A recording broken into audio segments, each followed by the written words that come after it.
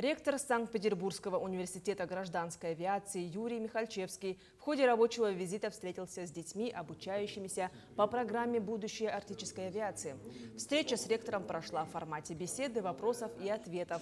Напомним, в программе принимает участие около 50 ребят, преимущественно с арктических районов республики. В смену входили дополнительная подготовка по профильным предметам, творческие конкурсы и кружки по интересам. В конце смены дети примут участие во всероссийском фестивале беспилотных авиационных систем «Дотянуться до неба».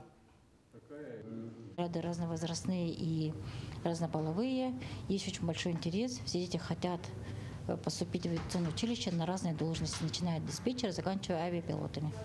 Больше всего интересовало поступление в данный вуз и колледж, да, какие баллы должны быть, что должно быть, если ребята иногородние, как они могут жить, какие условия проживания. Да. Ну и очень сильно интересовало, сколько можно оплатить, если они поступают не на бюджетное место, то есть на платное место.